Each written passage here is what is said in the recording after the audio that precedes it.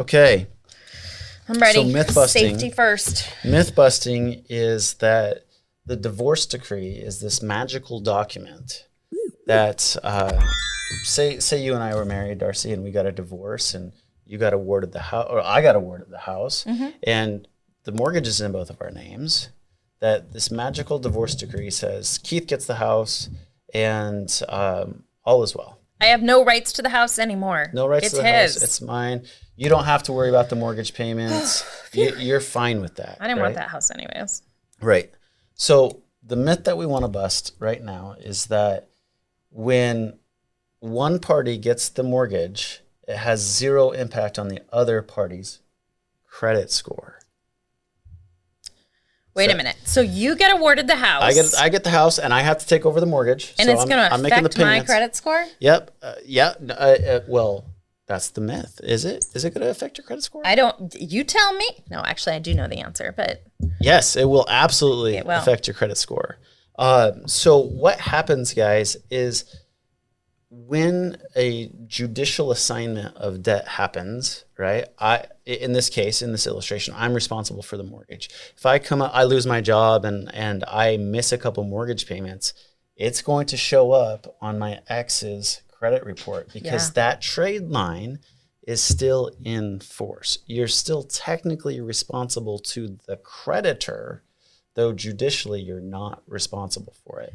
So when he gets awarded the house, I want to make sure it's also in writing that he legally has to refinance the house in his name. This is our best practice. Absolutely. Because I don't want my credit score to be affected by him doing anything negative. Right. And so it's very interesting to me.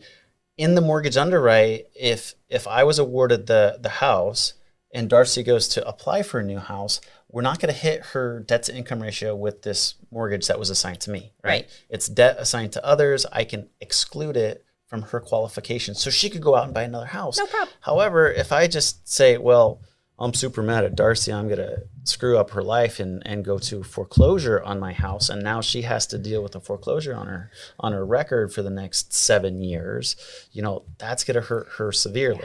Right? And we've seen this happen. It happens too often. So, coming down to the brass tacks, I would always say if there was a joint debt taken out for a mortgage, make sure that joint debt is resolved through the divorce decree. Absolutely. Whether it's a force of a sale or a force of a refinance, and in the case the refinance cannot be accomplished due to lack of ability to qualify, the house gets liquidated. That would be my advice from a mortgage guy looking from the outside in. That would be what I heavily advise anybody and everybody going through a divorce with a joint debt. Now, I recently heard of another circumstance where somebody was told, hey, you got to do this. And they went to a loan officer and said, hey, we want to refi because we're getting divorced. Mm-hmm. And the loan officer said, oh, well, you're going to lose that amazing rate. Why don't we just do a modification? What? Yeah, if they refied, they were going to lose the credit, the rate. They had like a 2.5, and they wanted to do a loan modification. What's your thoughts on that? That's an interesting way to solve that problem, actually. That is not a widely accepted option for a lot of folks. So I just want to put that out there. Typically, the loan, once securitized and sold into the mortgage-backed security market, it's down the road, and a modification of that ilk. Whenever you go through a loan modification, they're going to say, hey, why are you getting a loan modification? And they're going to say, well, I got divorced. And then the typical servicer will say, well, go make a new application and see if you qualify by yourself. Yeah, because you can't, a modification won't get the other person's name off of it. Yes, a modification absolutely would get the other person off. However, that's servicer specific. Okay. Right. So you will see this. You very much could see this in the case of a regional credit union or a regional bank. You will not see this play out at a big bank. You will not see this play out at most non-depository mortgage lenders.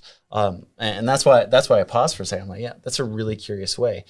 Servicer specific. I would say that could be a feasibility, possibility for maybe 5% of all loans out there. And I think this type of detail shows you how many different suggestions and ways and you can accomplish things, but make sure no matter what, you're getting the other person's name off of it. Yeah. Because if the other person's name is attached to it at all, it's not going to have any effect. That is absolutely correct.